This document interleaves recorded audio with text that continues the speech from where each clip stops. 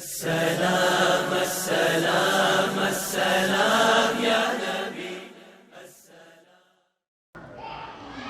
السلام علیکم ورحمۃ اللہ وبرکاتہ۔ وعلیکم السلام ورحمۃ اللہ وبرکاتہ۔ نحمدہ ونصلی ونسلم علی رسولہ الکریم، اما بعد فاعوذ باللہ من الشیطان الرجیم، بسم اللہ الرحمن الرحیم۔ هو الذی ارسل رسولہ بالہدی ودین الحق لیظہرہ علی الدین کلہ ولو کرہ المشرکون۔ صدق اللہ مولانا العظیم وبلغنا رسولہ النبی الامین المکین الکریم، ونحن علی ذلک لمن الشاہدین والشاکرین والمطمئنین والحمد للہ رب العالمین۔ آئیے نہایت ہی ادب اور احترام کے ساتھ ساری کائنات کے رہبر عقیدت میرے اور آپ کے پیارے آقا جناب احمدی مجتبیٰ حضرت محمد مصطفیٰ صلی اللہ تعالی علیہ وآلہ وسلم کی بارگاہ گوہر ناز میں اپنی غلامی کا ثبوت پیش کرتے ہوئے بآواز بلند ہدیہ درود پاک پیش کیجیے۔ پڑھیے اللہم صلی علی سیدنا و مولانا محمد وعلی آل سیدنا مولانا محمد وبارک وسلم۔ صلاۃ و سلام علیک یا رسول اللہ صلی اللہ تعالی علیہ وسلم۔ اللہ رب العزت کا نہایت ہی فضل و کرم اور اس کا احسان عظیم ہے کہ رب کائنات نے ہمیں مسلمان بنایا، نبی رحمت صلی اللہ تعالی علیہ وآلہ وسلم کی امت میں پیدا فرمایا، اور مزید اس کا احسان عظیم کہ اس نے ہمیں نبی پاک صلی اللہ تعالی علیہ وآلہ وسلم اور صحابہ کرام کے راستے یعنی اہل سنت والجماعت پر قائم و دائم فرمایا۔ اللہ رب العزت ہمیں ہمیشہ اہل سنت والجماعت کے معمولات کے مطابق زندگی گزارنے والا بنائے، اور انہی معمولات پر ہمیں موت بھی عطا فرمائے۔ رشتے تمام توڑ کے سارے جہاں سے ہم، رشتے تمام توڑ کے سارے جہاں سے ہم، وابستہ ہو گئے تیرے آستاں سے ہم، وابستہ ہو گئے تیرے آستاں سے ہم۔ ہر رخ سے ہر جگہ تھی مصائب کی یورشیں، ہر رخ سے ہر جگہ تھی مصائب کی یورشیں، ان کا کرم نہ ہوتا تو بچتے کہاں سے ہم، ان کا کرم نہ ہوتا تو بچتے کہاں سے ہم ہیں غلام ان کی غلامی پہ ناز ہے، ہم ہیں غلام ان کے غلامی پہ ناز ہیں، پہچانے جائیں گے اسی نام و نشاں سے ہم، پہچانے جائیں گے اسی نام و نشاں سے ہم۔ سرکار آپ خود ہی کرم سے نواز دیں، سرکار آپ خود ہی کرم سے نواز دیں، کچھ عرض کر سکیں گے نہ اپنی زباں سے ہم، کچھ عرض کر سکیں گے نہ اپنی زباں سے ہم۔ یہ سب غم حبیب مکرم کا فیض ہے، یہ سب غم حبیب مکرم کا فیض ہیں۔ آزاد ہو گئے ہیں، آزاد ہو گئے ہیں غم دو جہاں سے ہم، یہ سب غم حبیب مکرم کا فیض ہیں۔ آزاد ہو گئے ہیں غم دو جہاں سے ہم۔ دنیا سمجھ رہی ہے غنی اور ہے غنی، دنیا سمجھ رہی ہے غنی اور ہے غنی، پاتے ہیں بھیک ایسے سخی آستاں سے ہم، پاتے ہیں بھیک ایسے سخی آستاں سے ہم۔ حق کر سکے ادا جو ثنائے حضور کا، حق کر سکے ادا جو ثنائے حضور کا، ایسی زباں لائے تو لائے کہاں سے ہم، ایسی زباں لائیں تو لائیں کہاں سے ہم۔ خالد در حضور اگر ہو گیا نصیب، خالد در حضور اگر ہو گیا نصیب، دونوں جہاں لے کے اٹھیں گے وہاں سے ہم، دونوں جہاں لے کے اٹھیں گے وہاں سے ہم۔ خالد در حضور اگر ہو گیا نصیب دونوں جہاں لے کے اٹھیں گے، وہاں سے ہم وابستہ ہو گئے ہیں تیرے آستاں سے ہم۔ درود پاک پڑھی، اللہم صلی علی سیدنا و مولانا محمد وعلی آل سیدنا مولانا محمد وبارک وسلم۔ صلاۃ و سلام علیک یا رسول اللہ صلی اللہ تعالی علیہ وسلم۔ اللہ رب العزت کا نہایت ہی فضل و کرم اور اس کا احسان عظیم ہے کہ رب کائنات نے مجھے اور آپ کو نبی پاک صلی اللہ تعالی علیہ وآلہ وسلم کا میلاد پاک منانے کی توفیق عطا فرمائی۔ واقعی میں آقا رحمت صلی اللہ تعالی علیہ وآلہ وسلم کا میلاد منانا اور اس میلاد کی محفل کو سجانا یہ سعادت مندوں اور نصیب والوں کا کام ہے۔ اللہ رب العزت نے ہمیں یہ توفیق عطا فرمائی، رب کائنات کا ہم اس پر کروڑ ہا کروڑ شکر ادا کرتے ہیں کہ رب کائنات ہمیں ہمیشہ اور ہماری نسلوں کو بھی میلاد منانے والا بنائے۔ پچھلی نشستوں میں ہم نے سماعت کیا کہ آقا رحمت صلی اللہ تعالی علیہ وآلہ وسلم کے اعلان نبوت کو 10واں سال یہ چل رہا تھا، اور اسی سال میں آقا رحمت صلی اللہ تعالی علیہ وآلہ وسلم کے چچا جان حضرت ابو طالب کا انتقال پرملال ہو گیا، اور اس کے ایک ہی مہینے کے بعد حضرت ام المؤمنین خدیجۃ الکبریٰ رضی اللہ تعالی عنہا کا بھی انتقال پرملال ہو گیا۔ آقا رحمت صلی اللہ تعالی علیہ وآلہ وسلم کی ذات مبارکہ کو ان دونوں کے انتقال سے ایسا صدمہ ہوا کہ نبی پاک صلی اللہ تعالی علیہ وآلہ وسلم نے اس سال کو غم کا سال نام دیا کہ یہ غم کا سال ہے، اور مسلمانوں کو اس قدر اس کے بعد تکلیف اٹھانی پڑی کہ آپ خود ہی جان سکتے ہیں کہ حضرت ابو طالب رضی اللہ تعالی عنہ کے انتقال کے بعد جو مسلمانوں کو تکلیف پڑی، اور ساتھ ہی ساتھ نبی پاک صلی اللہ تعالی علیہ وآلہ وسلم کو جو صدمہ گزرا، اور نبی پاک صلی اللہ تعالی علیہ وآلہ وسلم کو جو ستایا گیا، وہ پچھلی نشست میں ہم نے سماعت کیا کہ حضرت سیدنا ابو طالب کے انتقال کے بعد نبی پاک صلی اللہ تعالی علیہ وآلہ وسلم کو کیسی پریشانیوں کے اندر کافروں نے مبتلا کیا۔ اب اس طرف جب مکے کے حالات اتنے سنگین اور ایسے ہو گئے کہ اب وہاں پر آقا رحمت صلی اللہ تعالی علیہ وآلہ وسلم تبلیغ دین فرما تو رہے تھے، لیکن اب تبلیغ دین کرنے کے اندر اتنی رکاوٹیں اور اتنی مصیبتیں، اتنی آزمائشیں آنے لگی کہ کسی کے گھر تک پہنچنا، کسی کے ساتھ بات چیت کرنا، یہ اب ایک ناممکن سی باتیں ہونے لگی۔ یعنی کہ ہر جگہ پر کافر تیار رہتے کہ کسی بھی طریقے سے آقا رحمت صلی اللہ تعالیٰ علیہ وآلہ وسلم کو ذرا برابر بھی مہلت نہیں دیتے کہ نبی پاک صلی اللہ تعالیٰ علیہ وآلہ وسلم کسی کو پکڑے، کسی کو اللہ کے دین کو سمجھائے، اور کسی کے سامنے اللہ کے کلام کی تلاوت کرے۔ ہر جگہ پر وہ شور، اور ہر جگہ پر انہوں نے غلاموں کو، اپنے بچوں کو، اور بذات خود وہ لوگ بھی اس کام کے لیے ایسے فری ہو چکے تھے کہ نبی پاک صلی اللہ تعالیٰ علیہ وآلہ وسلم کا پیچھا یہ کسی طور پر بھی وہ چھوڑتے نہیں تھے۔ آخرکار نبی پاک صلی اللہ تعالیٰ علیہ وآلہ وسلم نے سن 10 نبوی کے اندر ماہ شوال المکرم، گویا کہ سن 10 نبوی یہ ختم ہونے کے قریب تھا، اور اس وقت آقا رحمت صلی اللہ تعالیٰ علیہ وآلہ وسلم نے سوچا کہ اب مکۃ المکرمہ میں تو اللہ کے دین کی تبلیغ یہ صحیح طریقے سے، حالانکہ آپ کی ہر طریقے سے کوشش تھی، لیکن کافر ہر طرح سے بیچ میں رکاوٹ بن رہے تھے، تو آپ نے سوچا کہ ارد گرد کے جو قبائل ہیں ان کو جا کر اللہ کے دین کی دعوت دی جائے، اور ان لوگوں کے بیچ میں اللہ کے دین کی تبلیغ کی جائے۔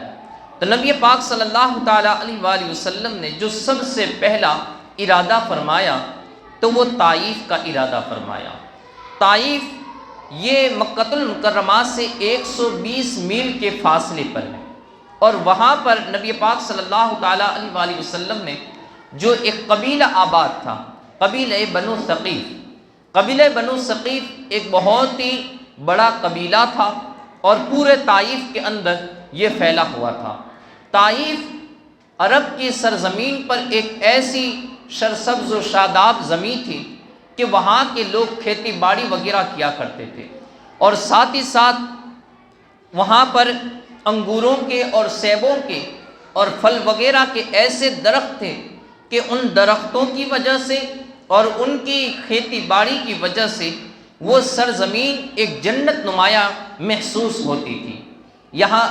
اس کے ارد گرد کے راستوں پر انگوروں کے درخت اور سیبوں کے درخت اور پھر اس کی ٹہنیاں، یہ راستے کے اندر جو ایک سایہ کیے ہوئے تھی، اس سے گویا ایک انسان کو ایک جنت نما محسوس ہونے لگتا تھا۔ وہ جب وہاں پر پہنچتا تو اس کے دل کو چین نصیب ہونے لگتا تھا۔ طائف ایک ایسی عمدہ اور حسین جگہ تھی، یہاں تک کہ بتایا جاتا ہے کہ مکے کے جو بڑے بڑے سردار تھے،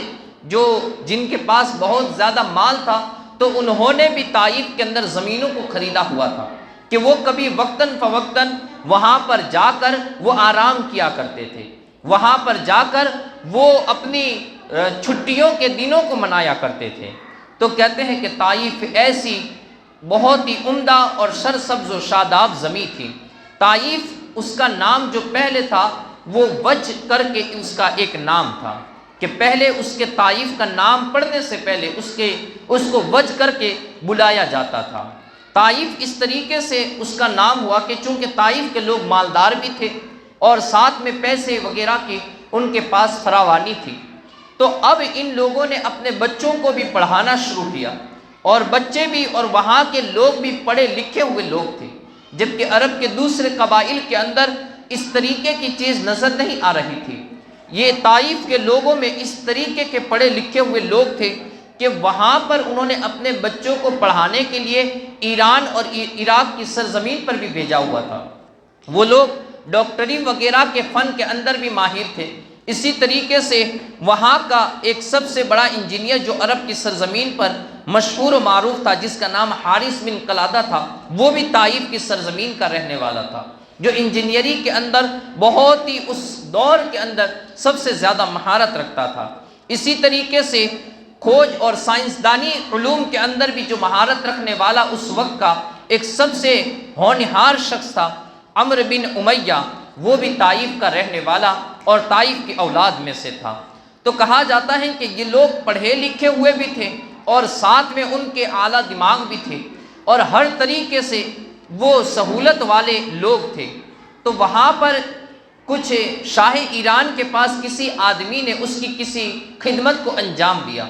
جب اس نے انجام دیا تو شاہ ایران کا بادشاہ یہ بڑا خوش ہوا اور اس نے کہا کہ بتاؤ کہ تم مجھ سے اس کے بدلے میں کیا چاہتے ہو؟ تو اس شخص نے کہا کہ میں تو آپ سے کچھ نہیں چاہتا، لیکن میرے علاقے کے ارد گرد آپ ایک قلعہ بنا دیجیے، ایک دیوار کو بنا دیجیے۔ تو شاہ ایران نے اپنے بڑے بڑے جو انجینئر اور جو کام کرنے والے لوگ تھے ان تمام کو طائف کی طرف بھیجا اور انہوں نے اس کے ارد گرد ایک دیوار کو قائم کر دی، جس کے بعد اس کا نام طائف پڑ گیا۔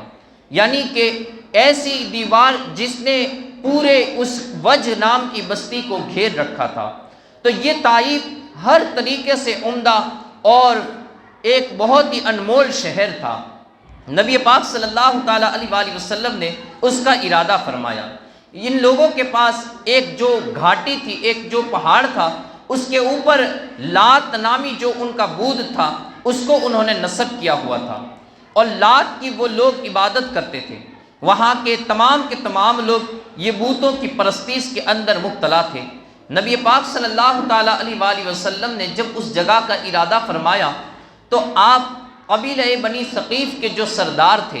وہ 3 سردار تھے اور تینوں کے تینوں یہ سگے بھائی تھے۔ یہ قبیلہ گویا کہ ایک ہی تھا، لیکن یہ اپنے بیٹوں کی وجہ سے، سردار کے بیٹوں کی وجہ سے 3 بھاگ میں تقسیم ہو گیا تھا۔ ان میں سے ایک سردار کا نام عبد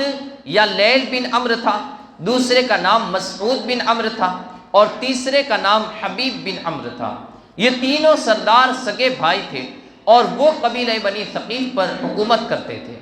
جب نبی پاک صلی اللہ تعالیٰ علیہ وآلہ وسلم یہ وہاں پر پہنچے تو ان تینوں میں سے ایک کی شادی یہ قبیلہ قریش کے کسی خاندان سے ہوئی تھی، اور اس کی جو شادی ہوئی تھی تو نبی پاک صلی اللہ تعالیٰ علیہ وآلہ وسلم اسی کے مکان پر پہنچے، اور وہاں جا کر آپ نے دین اسلام کی تبلیغ کا سلسلہ یہ شروع فرمایا۔ وہاں کے جتنے بھی بڑے بڑے لوگ تھے، جن کو بھی جانے مانے لوگ تھے، ان تمام کے گھر آقا رحمت صلی اللہ تعالیٰ علیہ وآلہ وسلم پہنچے، اور ان تمام کو جمع کر کے نبی پاک صلی اللہ تعالیٰ علیہ وآلہ وسلم نے اللہ کے دین کی دعوت دی، اللہ کے دین کو انہیں سمجھایا اور کہا کہ تم ان لات و منات عزا وغیرہ ان تمام کی عبادت سے باز آ جاؤ، تمہیں پیدا کرنے والا، تمام جہانوں کو پیدا کرنے والا، ہر ایک چیز کو پیدا کرنے والی ذات یہ خالق قدوس، یہ خداوند قدوس کی ذات مبارکہ ہے، کہا اس کی عبادت کرو، اس کے سوا کسی کی بھی عبادت نہ کرو۔ آخر میں ان لوگوں نے نبی پاک صلی اللہ تعالیٰ علیہ وآلہ وسلم کی تبلیغ کو اور آپ کی دین کو قبول کرنے کے بجائے اس طریقے سے نبی پاک صلی اللہ تعالیٰ علیہ وآلہ وسلم کی مخالفت کی کہ وہاں کا ایک بھی بندہ نبی پاک صلی اللہ تعالیٰ علیہ وآلہ وسلم پر ایمان نہیں لایا۔ نبی پاک صلی اللہ تعالیٰ علیہ وآلہ وسلم نے جب ان کے درمیان اللہ کے دین کو بیان کیا تو وہاں ہر کوئی یہ نبی پاک صلی اللہ تعالیٰ علیہ وآلہ وسلم کا مخالف بن گیا، یہاں تک کہ وہاں کے کچھ لوگوں نے تو آقا رحمت صلی اللہ تعالیٰ علیہ وآلہ وسلم جبکہ وہاں پر ایک مہمان بن کے گئے تھے، لیکن اس کے باوجود بھی نبی پاک صلی اللہ تعالیٰ علیہ وآلہ وسلم کو ایسے طعنے دینا شروع کیے۔ بتایا جاتا ہے کہ ان میں سے ایک شخص کی زبان سے جو کلمہ نکلا، اس نے کہا وَهُوَ يَمْرُطُ أَثْوَابَ الْكَعْبَةِ إِنْ كَانَ اللَّهُ أَرْسَلَهَا، یعنی اگر اللہ نے آپ کو رسول بنا کر بھیجا ہے تو گویا میں نے غلاف کعبہ کو پھاڑ ڈالا ہے، یعنی آپ کو رسالت ملنی تھی، یہ کیسے ہو گیا ممکن کہ آپ کو رسالت مل گئی؟ معاذ اللہ رب العالمین۔ ایک دوسرے شخص نے بدتمیزی کا مظاہرہ کرتے ہوئے کہا اما وجد اللہ احدا یرسلہ غیرک، کیا تمہارے بغیر اللہ کو کوئی ملا ہی نہیں کہ آپ کو رسول بنا کر بھیج دیا؟ معاذ اللہ رب العالمین۔ اور اسی طریقے سے ہر ایک نے اپنی اپنی زبانوں سے آقا رحمت صلی اللہ تعالیٰ علیہ وآلہ وسلم کو طعنے دیے، نبی پاک صلی اللہ تعالیٰ علیہ وآلہ وسلم کی شان میں گستاخیاں کی، نبی پاک صلی اللہ تعالیٰ علیہ وآلہ وسلم کے قلب نازنی کو انہوں نے تکلیف پہنچائی۔ آپ ذرا غور کیجئے، یہ دو جہاں کے سلطان ہیں، اللہ رب العزت نے جسے مالک و مختار بنا کر مبعوث فرمایا ہے، لیکن اس کے باوجود بھی دیکھیے کافروں کے ان طعنوں کو برداشت کر رہے ہیں۔ گویا ہمیں ایک درس مل رہا ہے کہ جب بھی آپ کسی نیک کام کا ارادہ کریں گے، کسی اچھی راہ پر چلنے کی شروعات کریں گے، یا کوئی ایک اچھی تنظیم کو قائم کرنا چاہیں گے، تو پھر یاد رکھیے کہ آپ کے سامنے مخالفتوں کا ایک ضم غفیر نظر آئے گا، مخالف لوگوں کا ایک ضم غفیر نظر آئے گا، اور وہ آپ کو طرح طریقے سے ستانے کی کوشش کرے گا، وہ آپ کے سامنے طرح طریقے کے طعنوں والی آوازیں اور صدائیں بلند کرے گا۔ لیکن اگر آپ اپنے مقصد میں کامیاب ہونا چاہتے ہیں اور آپ کے ارادے پکے ہیں، آپ کی نیتیں یہ مصمم ہیں، تو پھر آپ کو اپنے قدموں پر جم جانا چاہیے اور اللہ کے دین کی اور اس نیک راہ کے اوپر اپنے ارادوں پر مضبوط قائم رہتے ہوئے اپنے قدموں کو ہمیشہ آگے بڑھانا چاہیے۔ رب کائنات ضرور مدد فرمائے گا۔ طائف کے اس علاقے سے اور آقا رحمت صلی اللہ تعالیٰ علیہ وآلہ وسلم کی اس دینی تبلیغ سے آج ہمیں جو سب سے انمول سبق ملنے والا ہے وہ سبق یہی ہے کہ اگر آپ کے ارادے پکے ہیں، آپ کا عزم مصمم ہے، تو پھر آپ اپنے قدموں کو بڑھائیے، لوگوں کی زبانوں کی طرف اپنے کانوں کو نہ لگائیے اور اپنے ارادوں پر مضبوط قائم رہتے ہوئے اپنے قدموں کو بڑھائیے۔ لوگوں کی مخالفتیں یہ پیچھے رہ جائے گی، رب کائنات یہ تمہیں اپنی منزلوں تک ایسے کامیاب کر کے پہنچائے گا کہ آپ سوچ بھی نہیں سکو گے، آپ کا گمان بھی نہیں ہوگا۔ تو اپنے قدموں کو آگے بڑھائیے۔ آقا رحمت صلی اللہ تعالیٰ علیہ وآلہ وسلم کی بارگاہ میں ایک تیسرے شخص نے کہا واللہ لا اکلمک ابدا لئن کنت رسولا من اللہ کما تقول لانت اعظم خطرا من ان ارد علیک الکلام ولئن کنت تکذب علی اللہ ما ينبغی لی ان اکلمک، کہا بخدا میں آپ سے ہرگز بات نہیں کروں گا کہ آپ واقعی اللہ کے رسول ہیں، جس طرح آپ کا دعویٰ ہے کہ آپ اگر اللہ کے رسول ہیں تو پھر آپ کی شان بڑی بلند ہے، مجھ میں یہ طاقت نہیں کہ میں آپ کے کلام کا جواب دوں، اور اگر آپ نے معاذ اللہ رب العزت پر جھوٹ باندھا ہے تو مجھے زیب نہیں دیتا کہ پھر میں آپ سے بات کروں۔ اب یہ شخص نے ایک بیچ والی بات کی، لیکن باقی لوگوں نے تو طرح طریقے سے تانے دیے۔ آخر کار نبی پاک صلی اللہ تعالیٰ علیہ وآلہ وسلم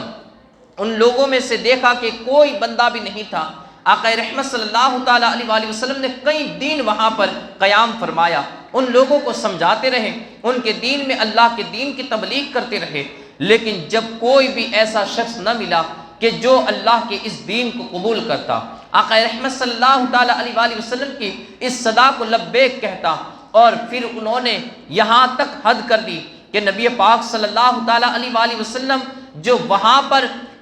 پر مہمان بن کے گئے تھے، اور عربی لوگوں کا دستور تھا کہ اگر کوئی ان کا مہمان بن جاتا، اگر وہ ان کے باپ کا قاتل بھی ہوتا تب بھی اس کے ساتھ اچھا معاملہ فرماتے، تب بھی اسے کوئی تکلیف نہ پہنچاتے۔ لیکن رسول پاک صلی اللہ تعالیٰ علیہ وآلہ وسلم کو جبکہ وہ مہمان بن کے وہاں پر تشریف لے گئے تھے، انہوں نے پھر بھی آپ کو قبول نہ کیا اور کہا کہ اخرج من بلدنا یا محمد، اے محمد ہمارے شہر سے اسی وقت آپ نکل جائیے۔ اور جب نبی پاک صلی اللہ تعالیٰ علیہ وآلہ وسلم کو انہوں نے نکالا، پورا شہر جمع ہو گیا، اور جمع ہو کر آقا رحمت صلی اللہ تعالیٰ علیہ وآلہ وسلم کو طرح طریقے کے تانے اور طرح طریقے کی سنانے لگا۔ تو نبی پاک صلی اللہ تعالیٰ علیہ وآلہ وسلم نے وہاں پر ان لوگوں کو ایک نصیحت کی، کہا کہ اذا فعلتم ما فعلتم فاکتموا علیہ، کہا کہ تم نے میرے ساتھ جو برتاؤ کرنا تھا وہ کر لیا، لیکن یہ معاملے کو راز رکھنا، کسی کو بتانا نہیں۔ یہ ذلت و رسوائی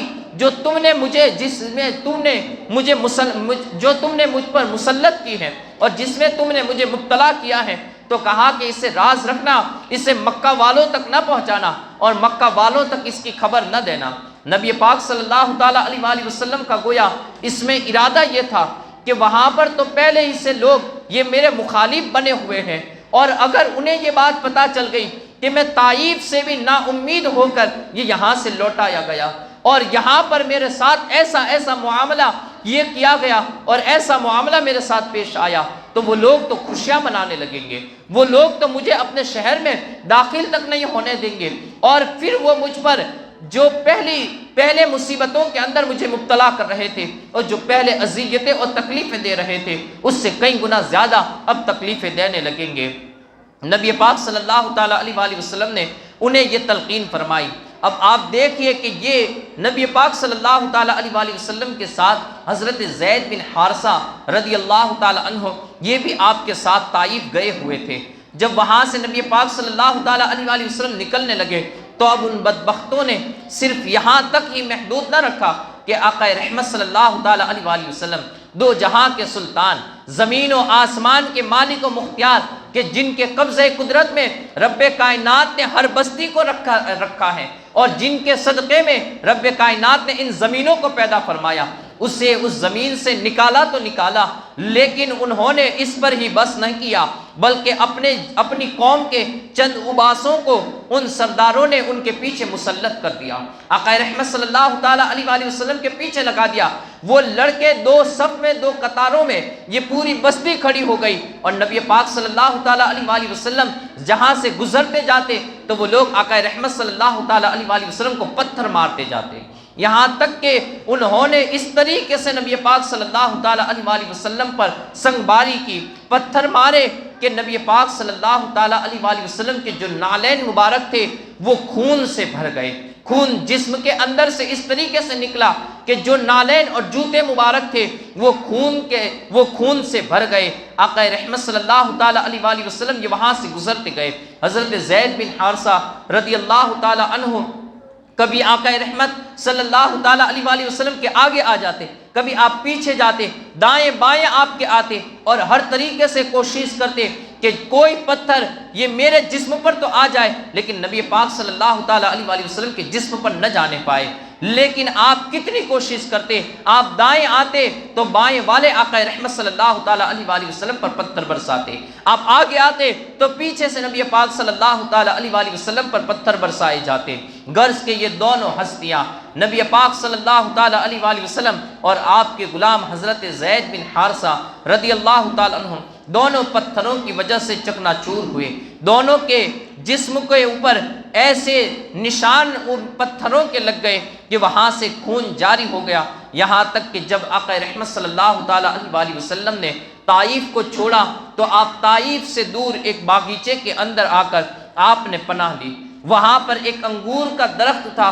اس کے نیچے نبی پاک صلی اللہ تعالیٰ علیہ وآلہ وسلم اس باغیچے کے اندر آپ تشریف فرما ہوئے۔ رحمت دو عالم صلی اللہ تعالیٰ علیہ وآلہ وسلم کے پاس حضرت زید بن حارثہ رضی اللہ تعالیٰ عنہ، جبکہ وہ بھی زخمی تھے لیکن اس کے باوجود بھی انہوں نے نبی پاک صلی اللہ تعالیٰ علیہ وآلہ وسلم کے زخموں کو بھرا، آپ کی مرہم پٹی کی، وہاں پر حضرت زید بن حارثہ کی بھی مرہم پٹی کی گئی، اور دونوں یہ نفوس قدسیہ یہ وہاں پر آرام کی کچھ سانسیں لے ہی رہے تھے کہ نبی پاک صلی اللہ تعالیٰ علیہ وآلہ وسلم نے اب وہاں پر 2 رکعت نماز ادا فرمائی۔ 2 رکعت نماز ادا فرمانے کے بعد آقا رحمت صلی اللہ تعالیٰ علیہ وآلہ وسلم کو اس واقعے سے کس قدر صدمہ پہنچا ہوگا، آپ ذرا ان الفاظوں سے اندازہ لگا سکتے ہیں کہ نبی پاک صلی اللہ تعالیٰ علیہ وآلہ وسلم نے اپنے رب کی بارگاہ میں مصلی بچھا دیا اور پھر 2 رکعت نماز ادا کرنے کے بعد اپنے رب سے دعا کرنے لگے، اور رب کائنات کی بارگاہ میں اس طریقے سے آقا رحمت صلی اللہ تعالیٰ علیہ وآلہ وسلم گویا ہوئے، اللہم انی اشکو الیک ضعف قوتی وقلت حیلتی وہو فی علی الناس، اے اللہ میں اپنی طاقت کی ناتوانی، اپنی قوت عمل کی کمی، لوگوں کی نگاہوں میں اپنی بے بسی کا شکوہ تیری بارگاہ میں کرتا ہوں۔ یا ارحم الراحمین انت رب المستضعفین وانت ربی والی من تکلنی الی بعید یتجہمنی، اے ارحم الراحمین تو کمزوروں کا رب ہے، اے ارحم الراحمین تو میرا رب ہے، تو مجھے کس کے حوالے کرتا ہے؟ ایسے بعید کے حوالے جو ترش روئی سے اور بڑے ہی سخت ترین معاملے کے ساتھ میرے ساتھ پیش آتا ہے، او الی عدو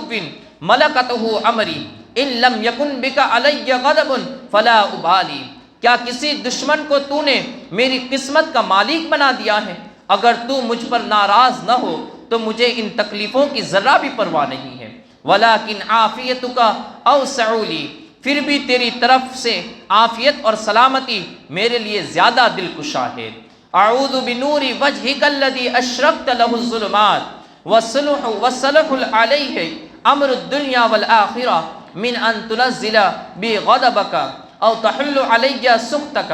لقل اتبع حتی ترضا، میں پناہ مانگتا ہوں تیری ذات کے نور سے، نور کے ساتھ جس سے تاریکیاں روشن ہو جاتی ہیں اور دنیا اور آخرت کے کام سنور جاتے ہیں، کہ تو نازل کرے اپنا غضب مجھ پر اور تو اتارے مجھ پر اپنی ناراضگی، میں تیری رضا طلب کرتا رہوں گا یہاں تک کہ تو راضی ہو جائے۔ نبی پاک صلی اللہ تعالیٰ علیہ وآلہ وسلم نے ارشاد فرمایا کہ میں ہمیشہ تیرے دین کی خدمت کرتا رہوں گا اور اسی طریقے سے تیرے راستے کے اندر تکلیفوں کو برداشت کرتا رہوں گا، ہاں جب تک تو راضی نہیں ہو جاتا میں تیرے راستے کے اندر اسی طریقے سے اپنے کام کو انجام دیتا رہوں گا۔ ذرا غور کیجئے، آقا رحمت صلی اللہ تعالیٰ علیہ وآلہ وسلم نے اپنی یہاں پر عبدیت کا اظہار فرمایا تو رب کائنات نے بھی پھر اس نبی مکرم صلی اللہ تعالیٰ علیہ وآلہ وسلم پر وہ رحمت و انوار کی بارشیں نازل فرمائی۔ آقا رحمت صلی اللہ تعالیٰ علیہ وآلہ وسلم کو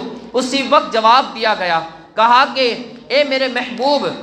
اگر آپ ارشاد فرمائے، اگر آپ کا حکم ہو تو میں اپنے فرشتوں کو بھیجتا ہوں۔ آقا رحمت صلی اللہ تعالیٰ علیہ وآلہ وسلم اس دعا سے ابھی فارغ بھی نہ ہوئے تھے کہ اس طرف سے نبی پاک صلی اللہ تعالیٰ علیہ وآلہ وسلم کی بارگاہ میں حضرت جبریل امین حاضر آئے اور آقا رحمت صلی اللہ تعالیٰ علیہ وآلہ وسلم کے اوپر ایک بادل کا ٹکڑا بھی آ گیا جو نبی پاک صلی اللہ تعالیٰ علیہ وآلہ وسلم پر سایہ کرنے لگا، اور پھر حضرت جبریل امین گویا ہوئے، کہا یا رسول اللہ صلی اللہ تعالیٰ علیہ وآلہ وسلم، آپ کے رب نے آپ کی پکار کو سن لی ہے اور آپ کا رب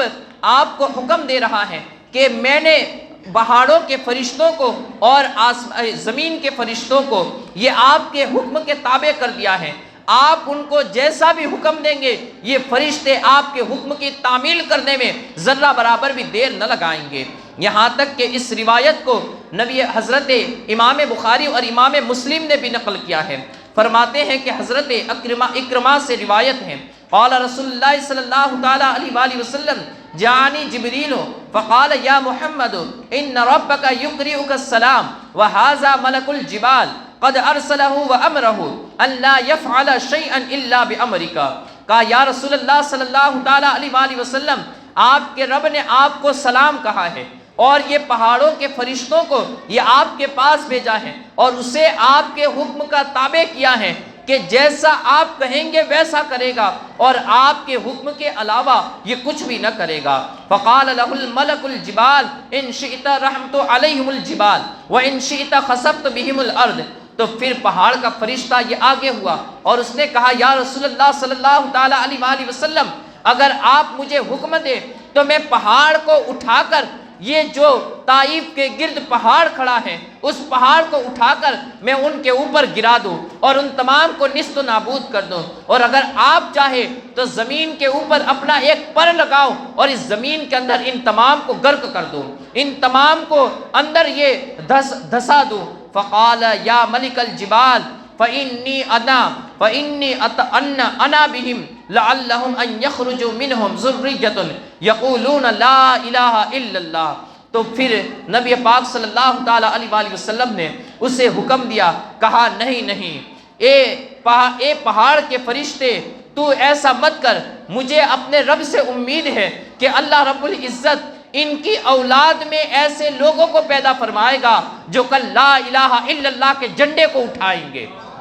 اور لا الہ الا اللہ کی تبلیغ کرتے ہوئے اس دین کو اور اس ایمان کو دنیا کے کونے کونے تک پہنچائیں گے۔ یہ میرے آقا رحمت صلی اللہ تعالی علیہ وآلہ وسلم کی رحمت للعالمین تھی، اور ساتھ ہی ساتھ آپ کی نگاہ دوربین یہ دیکھ رہی تھی کہ ایک وقت آئے گا یہیں سے اسلام کے شہزادے اٹھیں گے اور دنیا کے کونے کونے تک پرچم اسلام کو لے کر دین اسلام کو پھیلاتے ہوئے چلے جائیں گے۔ یہ نبی پاک صلی اللہ تعالی علیہ وآلہ وسلم کی وہ نگاہ دوربین اور وہ غیب داں نبی پاک صلی اللہ تعالی علیہ وآلہ وسلم کی غیب دیکھنے والی آنکھیں یہ دور کو دیکھ رہی تھی کہ ایک وقت آئے گا طائف کے شہزادے اٹھیں گے اور دنیا کے کونے کونے کے اندر اس اسلام کی روشنی سے دنیا کو منور کر کے رکھ دیں گے۔ نبی پاک صلی اللہ تعالی علیہ وآلہ وسلم کی رحمت للعالمین کو بھی ملاحظہ کیجئے، اور پھر فرشتے نے آپ کی جو رحمت للعالمین کی تعریف کی وہ فرشتے کی زبان سے سماعت کیجئے۔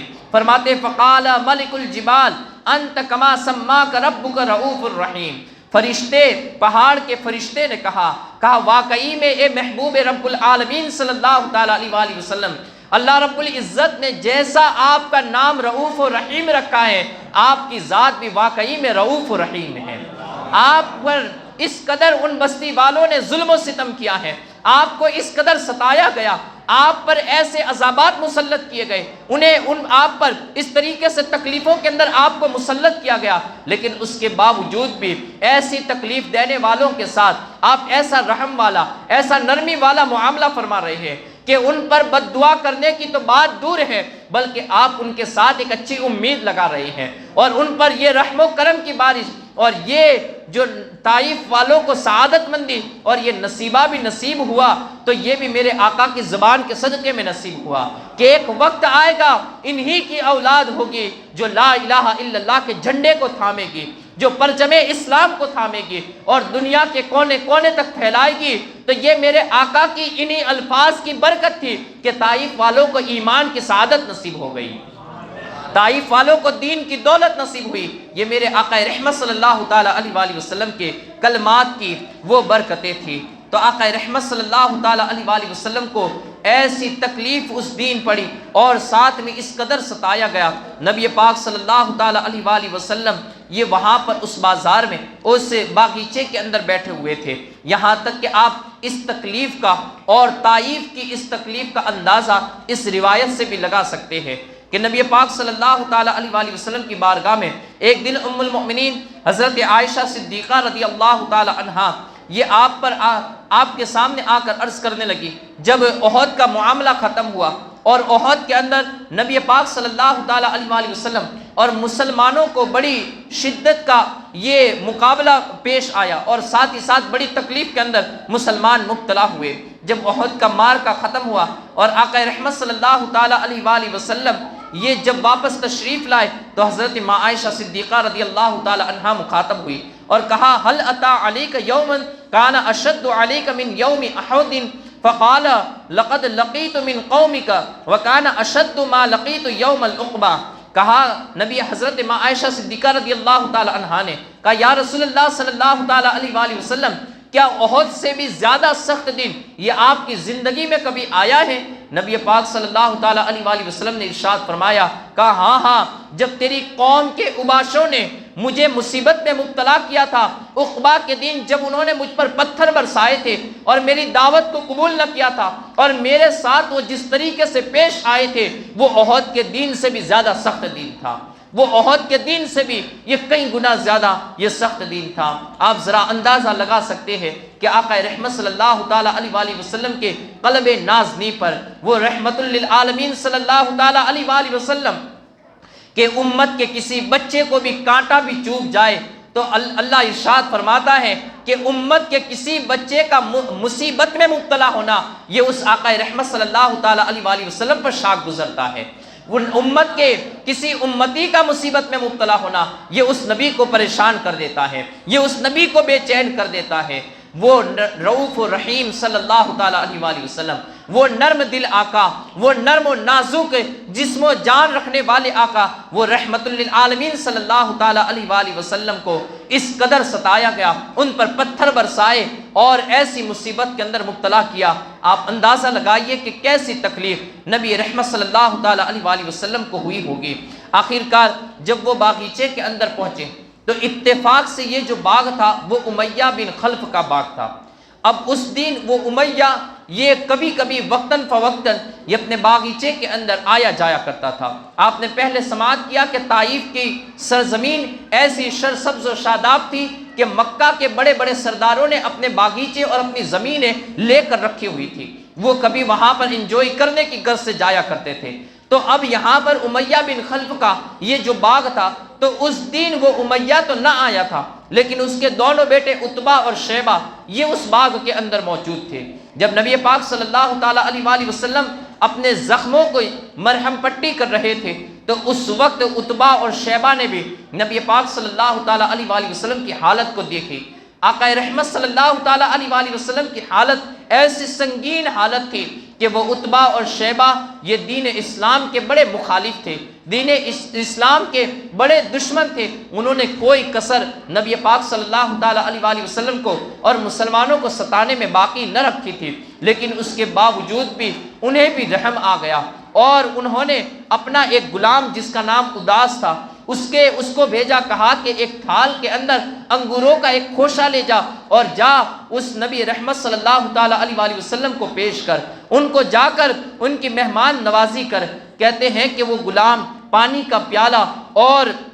انگوروں کا ایک کھوشا لے کر آقا رحمت صلی اللہ تعالیٰ علیہ وسلم کی بارگاہ میں آیا۔ نبی پاک صلی اللہ تعالیٰ علیہ وسلم نے ان تشتری سے اس تشت کے اندر سے ایک انگور کو اٹھایا اور انگور لیتے ہوئے آپ نے بسم اللہ الرحمن الرحیم کہتے ہوئے آپ نے اس انگور کو تناول فرمایا۔ اداس نے جب یہ کلمات سنے تو کہا کہ یہاں کے لوگ تو ایسے کلمات نہیں کہتے ہیں۔ اس نے کہا کہ یہاں کے لوگ تو ایسی زبان نہیں بولتے ہیں۔ کہا کہ آپ کون ہیں؟ تو نبی پاک صلی اللہ تعالیٰ علیہ وسلم نے اس اداس سے پوچھا، کہا کہ تم کون ہو اور تم کیا کہنا چاہتے ہو؟ کہا کہ یہ تو جو اللہ کی عبادت کرنے والے ہوتے ہیں وہ ان کلمات کو کہا کرتے ہیں۔ کہا کہ تمہارا دین کیا ہے؟ کہا کہ میں مذہباً تو نصرانی ہوں اور مقام نینوا کا رہنے والا ہوں۔ نبی پاک صلی اللہ تعالیٰ علیہ وسلم نے ارشاد فرمایا، کہا وہی نینوا جہاں پر اللہ کے ایک بندے مومن حضرت صالح یونس بن متا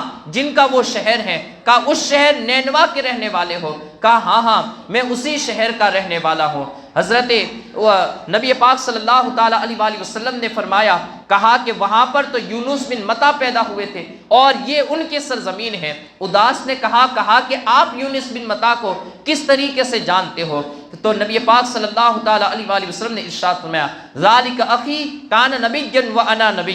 کہا کہ ہاں وہ میرا بھائی ہے اور وہ اللہ کا نبی تھا اور میں بھی اللہ کا نبی ہوں۔ اب اداس وہاں سے اٹھ گیا اور وہ فوراً ہی جھک کر نبی پاک صلی اللہ تعالیٰ علیہ وآلہ وسلم کے ہاتھ کو چومنے لگا، آپ کے قدموں کو چومنے لگا اور آپ کی پیشانی کو چومنے لگا۔ اس طرف سے عتبہ اور شیبہ اس کی یہ حرکتیں دیکھ رہے تھے، تو وہاں پر ایک نے دوسرے کو تانا دیا، کہا دیکھ تو نے اپنے غلام کو ان کے پاس بھیجا اور یہ ان کا ہو کر رہ گیا، کہا کہ تیرے لیے یہ ہلاکت ہو کہ تو نے ان کی مہمان نوازی کیوں کی؟ وہ آئے تھے تو چلے جاتے، ہمارا غلام اب ہمارا مخالف بن جائے گا، ہمارا غلام اب ہماری نہیں سنے گا۔ کہتے ہیں کہ اداس سے وہاں سے اٹھ کر جب ان دونوں کے پاس آیا تو وہ لوگ اسے ڈانٹنے لگے، کہا تیرا ستیہ ناس ہو، تیرے لیے ہلاکت اور بربادی ہو کہ تو نے ان کے ساتھ یہ ان کی پیشانی کو، ان کے ہاتھ اور پاؤں کو کیوں چوم رہا تھا؟ کہا کہ یہ اللہ کے نبی ہیں اور ساری روئے زمین پر ان سے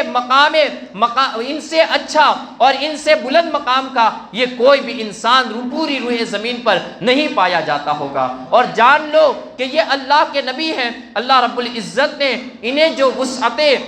اور انہیں جو مقام و مرتبہ عطا فرمایا ہے، ایسا مقام اور مرتبہ اب کسی کو نصیب نہیں ہوگا۔ اداس چونکہ اس وقت تو وہ ایمان نہیں لایا، لیکن اس کے دل کے اندر نبی پاک صلی اللہ تعالیٰ علیہ وآلہ وسلم کی وہ خوبصورت صورت اور آپ کی حسین و جمیل صورت مبارکہ یہ اس کے دل کے اندر، اس کے ذہن کے اندر گھر کر گئی، یہاں تک کہ جب بدر کا معرکہ پیش آیا تو اس وقت یہ عتبہ اور شیبہ اور مکہ سے تمام لوگ یہ اپنے لشکر کو تیار کرنے لگے، اور وہاں پر جانے کی جب تیاری کرنے لگے تو اس وقت اسے بھی کہا گیا، اداس کو بھی کہا گیا، اس کے مالک نے، اس کے آقا نے کہا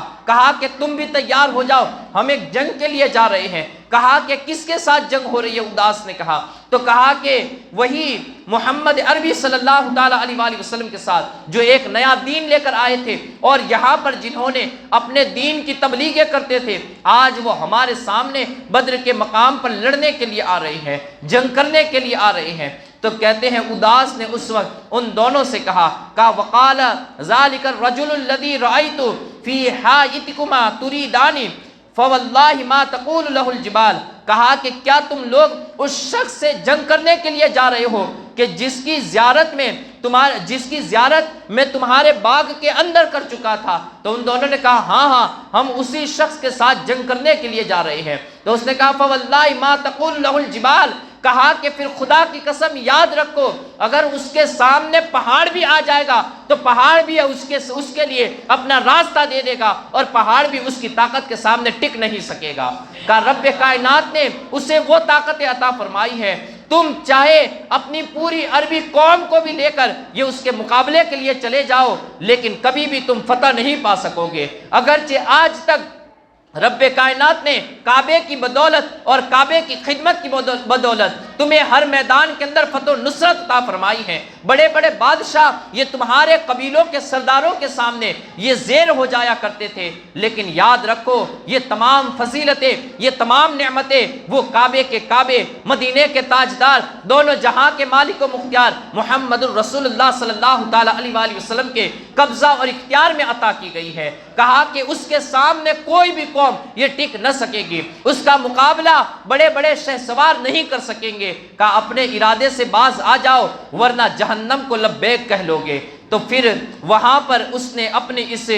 دلی آرزو کو یہ ظاہر کیا، گویا کہ نبی پاک صلی اللہ تعالیٰ علیہ وآلہ وسلم اب وہاں سے اس کے باغیچے میں بیٹھے ہوئے تھے، اب وہاں سے انہوں نے نکلنا شروع کیا۔ جب طائف سے اور اس مقام سے جب آپ آگے کی طرف بڑھے اور مکہ المکرمہ کی جانب روانہ ہونے لگے تو بیچ میں ایک مقام آیا جسے مقام نخلہ کہا جاتا ہے۔ وہاں پر کھجوروں کے درخت تھے جس کی وجہ سے اسے مقام نخلہ کہا جاتا تھا، اور نبی پاک صلی اللہ تعالیٰ علیہ وآلہ وسلم نے ایک روایت کے مطابق آتا ہے کہ وہاں پر ایک رات بسر کی، اور ایک دوسری روایت کے مطابق ہے کہ وہاں پر کئی راتوں تک نبی پاک صلی اللہ تعالیٰ علیہ وآلہ وسلم نے قیام فرمایا۔ جب آپ وہاں پر ٹھہرے تو رات کے وقت آپ نے عبادت کے اندر یہ رات کو گزاری، اور پھر صبح کے وقت آپ نے جب صبح کی نماز کو ادا کی، اور صبح کی نماز ادا کرنے کے بعد آپ کلام مجید کی تلاوت کرنے لگے۔ جب آقا رحمت صلی اللہ تعالیٰ علیہ وآلہ وسلم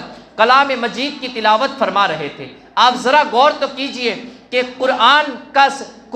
کی تلاوت یہ صاحب قرآن کر رہا ہو تو پھر اس کے اندر کیسی دل لگی، اور اس کے اندر کیسی شائستگی، اور اس کے اندر کتنی کشش ہوگی کہ قرآن کو صاحب قرآن پڑھ رہا ہو، سننے والوں کے لیے بھی مزہ ہو، اور واقعی میں اللہ رب العزت بھی آپ کے پڑھنے پر فخر فرما رہا ہوگا کہ اللہ کے پیارے رسول صلی اللہ تعالیٰ علیہ وآلہ وسلم اپنے پر نازل ہونے والی کتاب کلام مجید کی تلاوت فرما رہے تھے۔ صبح کا وقت تھا، اور صبح کی وہ نرم نرم نازک ہوائیں اور ساتھ ہی ساتھ دل کو آرام اور سکون پہنچانے والی صداؤں، ان ہواؤں کے اندر ایک صدا سکون پہنچانے والی صدا اور ایک سکون فراہم کرنے والی ایک آواز، آقا رحمت صلی اللہ تعالیٰ علیہ وآلہ وسلم کی آواز بھی ایک دلوں کو سکون پہنچانے والی کتاب کی تلاوت فرما رہی ہوگی، تو پھر اس صبح کا بھی کیسا ماحول ہوگا، وہ صبح بھی کس قدر عظیم اور حسین صبح بن گئی ہوگی۔ آقا رحمت صلی اللہ تعالیٰ علیہ وآلہ وسلم جب آپ تلاوت فرما رہے تھے تو آپ کے پاس سے راستے پر سے جناتوں کا ایک قافلہ گزرا۔ جب وہ جناتوں کا قافلہ وہاں سے گزرنے لگا تو انہوں نے جب نبی پاک صلی اللہ تعالیٰ علیہ وآلہ وسلم کی زبان اقدس سے کلام مجید کی تلاوت کو سنا تو وہ لوگ خاموشی کے ساتھ یہ وہاں پر کھڑے ہو گئے، یہاں تک کہ اپنے ساتھ والوں سے بھی کہا کہ خاموش ہو جاؤ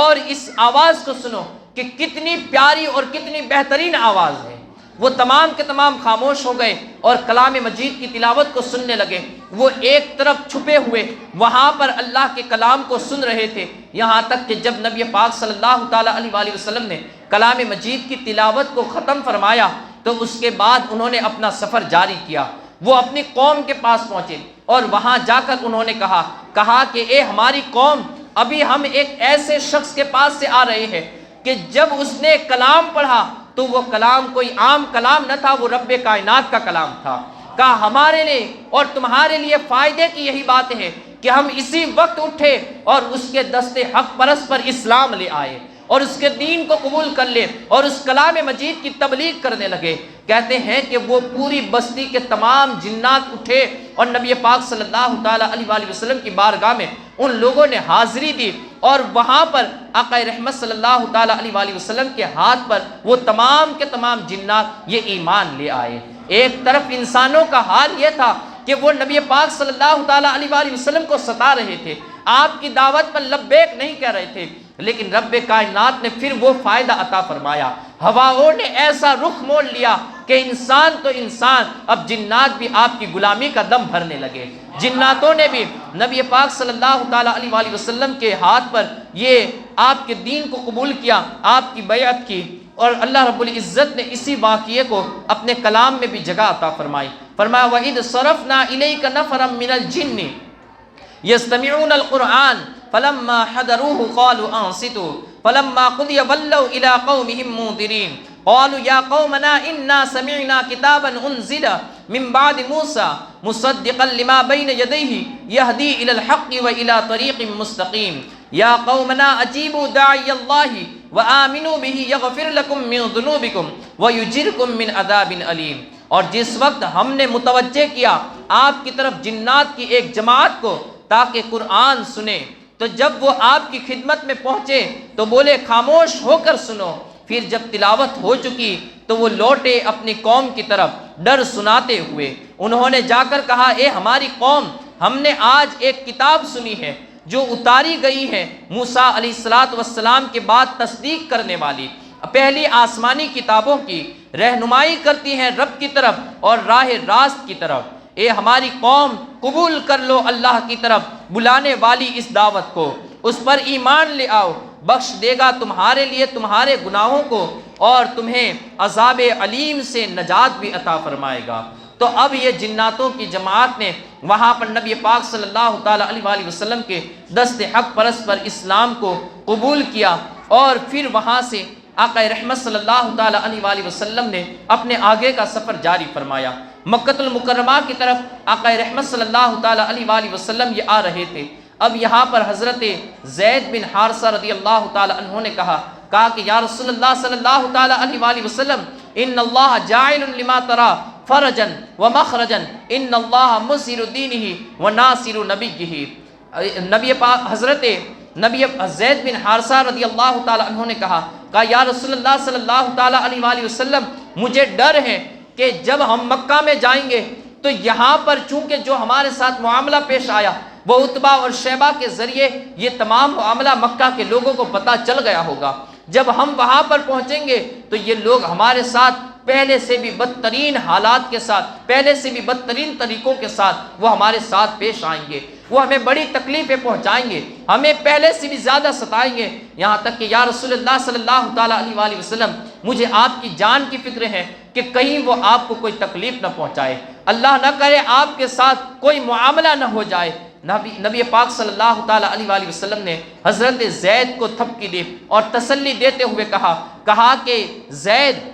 اللہ تعالیٰ اس مشکل کو خود آسان فرما دے گا، بے شک اللہ اپنے دین کو غالب فرمائے گا اور اپنے نبی کی مدد بھی فرمائے گا۔ حضرت زید کو اس طریقے سے تسلی دی اور نبی پاک صلی اللہ تعالیٰ علیہ وآلہ وسلم نے نخلا سے مکۃ المکرمہ کی جانب سفر کو روانہ فرمایا۔ جب مکۃ المکرمہ سے 1 میل کی یا 1 وادی پر آقا رحمت صلی اللہ تعالیٰ علیہ وآلہ وسلم نے پڑاؤ کیا تو اس وقت چونکہ عربوں کا پہلے بھی آپ جان چکے اور سن چکے کہ عربوں کے اندر جب کوئی مخالفت کرنے والا یا جس کی عرب کے لوگ مخالفت کرتے وہ اگر آتا تو پھر عرب کے لوگ اسے ستانے لگتے۔ اب یہاں پر چونکہ نبی پاک صلی اللہ تعالیٰ علیہ وآلہ وسلم کو اس قدر ستایا گیا تھا کہ آقا رحمت صلی اللہ تعالیٰ علیہ وآلہ وسلم یہ طائف کی جانب تبلیغ دین کی خاطر نکل چکے تھے۔ اب جب وہاں سے واپس پلٹے تو حضرت زید بن حارثہ رضی اللہ تعالیٰ عنہ نے مشورہ دیا یا رسول اللہ صلی اللہ تعالیٰ علیہ وآلہ وسلم کافر ہو سکتا ہے کہ ہمارے منتظر ہو اور جیسے ہی ہم داخل ہو تو وہ ہمارے اوپر کوئی چھاپا نہ مار دے، ہمارے اوپر کوئی وار نہ کر دے۔ یا رسول اللہ صلی اللہ تعالیٰ علیہ وآلہ وسلم ہم جب مکہ میں داخل ہو تو کسی کی پناہ کو لے کر داخل ہو تاکہ ہمیں کوئی تکلیف نہ پہنچائے۔ اب چونکہ نبی پاک صلی اللہ تعالیٰ علیہ وآلہ وسلم نے اس رائے کو بہتر جانا اور آپ نے عبداللہ بن عریقت کو اخنس بن شریک الثقفی کے پاس بھیجا کہ وہ جائے اور کہے کہ وہ مکہ میں آنے کے لیے ہمیں پناہ دے۔ اور جب عبداللہ بن عریقت یہ اخنس بن شریک الثقفی کے پاس پہنچا تو اس نے کہا کہ انا حلیف والحلیف لا یجیر علی الصحیح، کہا کہ میں قریش کا حلیف ہوں۔ آپ دیکھیے کہ قریش کی جو شان و عظمت تھی اور ساتھ ہی ساتھ ان کا رعب اور دبدبا تھا تو دوسرے قبیلے کے لوگ بھی یہ قریش کے ساتھ مخالفت کو لینا یہ گوارا نہیں کرتے تھے کہ کہیں چارہ نہ چارہ یہ ہم کسی معاملے کے اندر پھنس نہ جائے۔ تو کہا کہ میں قریش کا حلیف ہوں اور ایک حلیف کا جو دشمن ہوتا ہے اسے دوسرا حلیف یہ پناہ نہیں دیا کرتا۔ تو گویا اس نے اپنی بد نصیبی کا اظہار کر دیا۔ یہ تو ان کی نصیبہ تھا اور ان کے لیے سعادت مندی تھی کہ 2 جہاں کے مالک و مختار یہ ان کے گھر میں پڑاؤ فرماتے، ان کے گھر میں مہمان بن کر تشریف لاتے، لیکن اس نے اپنی بدبختی اور اپنی بد نصیبی کا اظہار کیا۔ اور پھر نبی پاک صلی اللہ تعالیٰ علیہ وآلہ وسلم نے عبداللہ بن عریقت کو سہیل بن عمرو کے پاس بھیجا تو اس نے بھی کہا ان بنی عامر ابن لوئی لا تجیر علی کعب بن لوئی، کہا کہ میں عامر بن لوئی ہوں اور میں کعب بن لوئی کی اولاد کی مخالفت کو یہ مول نہیں لے سکتا ہے، تم لے سکتا۔ تو کہا کہ میں بھی نبی پاک صلی اللہ تعالیٰ علیہ وآلہ وسلم کو پناہ نہیں دوں گا۔ نبی پاک صلی اللہ تعالیٰ علیہ وآلہ وسلم کے پاس عبداللہ بن عریقت آیا اور اس نے کہا کہ وہ بھی آپ کو پناہ دینے سے انکار کر رہا ہے، گویا وہ بھی اپنی بدبختی اور بد نصیبی کا اظہار کر رہا تھا۔ اب دوسری طرف نبی پاک صلی اللہ تعالیٰ علیہ وآلہ وسلم نے مطعم بن عدی کے پاس عبداللہ بن عریقت کو بھیجا، کہا کہ اس کے پاس جائے اور اس سے کہے کہ آقا رحمت صلی اللہ تعالیٰ علیہ وآلہ وسلم یہ آپ کی پناہ چاہتے ہیں۔ تو مطعم بن عدی نے فوراً ہی اپنے ہاتھوں کو پھیلا دیا، کہا ہاں وہ رسول اللہ صلی اللہ تعالیٰ علیہ وآلہ وسلم سے جا کر کہو کہ وہ آئے اور میرے گھر کے اندر جتنے بھی دن قیام کرنا چاہے وہ کر سکتے ہیں، میں انہیں پناہ دینے کے لیے تیار ہوں۔ نبی پاک صلی اللہ تعالیٰ علیہ وآلہ وسلم کو مطعم بن عدی یہ خود لینے کے لیے پہنچا اور آقا رحمت صلی اللہ تعالیٰ علیہ وآلہ وسلم کو لے کر یہ اپنے گھر میں آیا۔ آقا رحمت صلی اللہ تعالیٰ علیہ وآلہ وسلم نے رات یہ مطعم بن عدی کے گھر ہی پر بسر کی، اور پھر صبح کے وقت اپنے 7 بیٹوں کو لے کر وہ نبی پاک صلی اللہ تعالیٰ علیہ وآلہ وسلم کو لے کر یہ حرم کعبہ کے اندر پہنچا، اور اپنے 7 بیٹوں میں سے 4 بیٹوں کو اس نے خانہ کعبہ کے 4 دروازوں پر رکھ دیا، اور حرم صحن کعبہ کے 4 دروازوں پر رکھ دیا، اور پھر خود بھی تلوار لے کر اور اپنے اس کے بیٹے بھی تلوار لے کر یہ حرم کعبہ کے ارد گرد کھڑے ہو گئے۔ اور پھر اس نے نبی پاک صلی اللہ تعالیٰ علیہ وآلہ وسلم کو کہا کہ یا رسول اللہ صلی اللہ تعالیٰ علیہ وآلہ وسلم آپ طواف کیجئے، آپ کا کوئی بال بھی کا نہیں کرے گا۔ یہاں تک کہ نبی پاک صلی اللہ تعالیٰ علیہ وآلہ وسلم نے خانہ کعبہ کا طواف کیا، اور یہ مطعم بن عدی اور اس کے بیٹے اسی طریقے سے ننگی تلواروں کے ساتھ وہاں پر کھڑے رہے۔ ابو سفیان نے یا ابو جہل نے جب انہیں دیکھا تو وہ سمجھ گئے کہ مطعم نے انہیں یہ پناہ دے رکھی ہے، تو وہ لوگ مطعم بن عدی کے پاس آئے اور کہنے لگے کہ مجیر ام تابع، کہا کہ کیا تو نے صرف ان کو پناہ دی ہے یا پھر تو ان کے دین کو قبول کر بیٹھا ہے اور تیرے بیٹے بھی ان کے دین کو قبول کر بیٹھے ہیں؟ تو مطعم بن عدی نے کہا اذن لا تخف، کہا گھبراؤ نہیں، میں نے صرف انہیں پناہ دی ہوئی ہے۔ تو کہا کہ ہم تیری پناہ کو ہم اپنی پناہ سمجھتے ہیں، چونکہ مطعم بن عدی یہ قریش خاندان کے بڑے سرداروں کے اندر مانا جاتا تھا۔ تو کہا کہ تو وہ لوگ اس کے سامنے یہ زیر ہو گئے، کہا کہ ہم تیری پناہ کو اپنی پناہ سمجھتے ہیں، لیکن یاد رکھنا تو ان کا تابع اور ان کا غلام نہ بن جانا، اپنے دین سے مخالفت نہ کر بیٹھنا۔ اگر وہ تو نے ان کو اپنا دوست بنایا ہے تو ہم بھی انہیں کوئی تکلیف نہیں پہنچائیں گے۔ کہتے ہیں کہ یہ انہوں نے نبی پاک صلی اللہ تعالیٰ علیہ وآلہ وسلم مطعم بن عدی کی پناہ کے اندر یہ مکہ المکرمہ کے اندر داخل ہو گئے۔ اب یہاں پر ایک بات آ سکتی ہے کہ کوئی بدبخت یہ سوچے کہ آقا رحمت صلی اللہ تعالیٰ علیہ وآلہ وسلم نے ایک کافر کی پناہ لی، تو یہاں پر آپ دیکھیں چونکہ مکہ کے حالات ایسے سنگین اور دردناک حالات تھے کہ اس کے اندر کوئی ایسا راستہ اختیار کرنا جو حکمت کے تقاضوں کے اندر آتا ہو، تو ایسے راستے کو اختیار کرنا یہ بھی شان نبوت کے خلاف نہیں ہے، یہ بھی منصب نبوت کے خلاف نہیں ہے۔ اگر نبی پاک صلی اللہ تعالیٰ علیہ وآلہ وسلم مکہ میں داخل نہ ہوتے تو آپ کو کسی صحرا کے اندر، کسی بستی کے اندر ایک کونے کو تلاش کرنا پڑتا اور وہیں پر رہ کر اپنی زندگی گزارنی ہوتی، تو پھر تبلیغ دین کا جو سب سے عظیم فریضہ تھا اسے آپ کما حق کہو یہ ادا نہ کر پاتے۔ چونکہ مکہ المکرمہ ایک دنیا کا ایسا شہر تھا کہ جہاں پر آپ رہ کر مکہ والوں کے درمیان بھی تبلیغ دین فرما سکتے، اور ساتھ میں مکہ المکرمہ کے اندر بازار بھی اتنا عظیم تھا کہ ارد گرد کے ملکوں کے لوگ بھی یہ وہاں پر تشریف لاتے، وہاں پر آتے اور آقا رحمت صلی اللہ تعالیٰ علیہ وآلہ وسلم انہیں بھی دین کا پیغام پہنچاتے۔ تو یہ ایک چیز تھی کہ جس کی بنا پر نبی پاک صلی اللہ تعالیٰ علیہ وآلہ وسلم نے مکہ المکرمہ کے اندر جانا یہ پسند فرمایا۔ آقا رحمت صلی اللہ اور عربوں کا قاعدہ ہے کہ اخف البلیغتین، یعنی 2 مصلحتوں میں جو سب سے کم تر مصلحت ہو اسے قبول کر کے جو سب سے زیادہ فائدے والے کام ہو اسے نکال لینے چاہیے۔ تو نبی پاک صلی اللہ تعالیٰ علیہ وآلہ وسلم نے اسی وجہ سے مکہ المکرمہ میں آپ داخل ہوئے اور وہیں پر رہنے کا آپ نے ارادہ فرمایا۔ ساتھ ہی ساتھ حدیث مبارکہ بھی ہے، آقا رحمت صلی اللہ تعالیٰ علیہ وآلہ وسلم نے خود ارشاد فرمایا ان اللہ لا یعید ھذا الدین برجل فاجر، کہ اگر اللہ رب العزت اپنے دین کی خدمت کرانا چاہتا ہے تو کسی فاسق و فاجر شخص سے بھی کروا لیتا ہے۔ یہاں تک کہ ایک حدیث میں ہے کہ بے اقوام لا خلاق لہم، کہ کوئی قوم ایسی ہوتی ہے کہ جس کا دین اسلام کے ساتھ کوئی بھی تعلق نہیں ہوتا ہے، لیکن اللہ رب العزت ایسی قوم سے بھی اس دین کی خدمت کروا لیتا ہے، اور ایسی قوم بھی اس دین کی خدمت کے لیے تیار ہو جاتی ہیں۔ مطعم بن عدی کا یہ احسان نبی پاک صلی اللہ تعالیٰ علیہ وآلہ وسلم کے دل کو ایسا خوش کر گیا، یہاں تک کہ جب بدر کا معرکہ یہ ختم ہوا اور کفار کے اندر سے 70 قیدی یہ نبی پاک صلی اللہ تعالیٰ علیہ وآلہ وسلم کی قید میں اور آپ کے قبضے میں آئے، تو آپ نے اس وقت یہ بات کہی کہ لو کان مطعم بن عدی حیا ثم کلمنی فی ہؤلاء نتنا لترکتہم، کہا کہ اگر آج مطعم بن عدی زندہ ہوتا اور ان 70 کے بارے میں مجھ سے سوال کرتا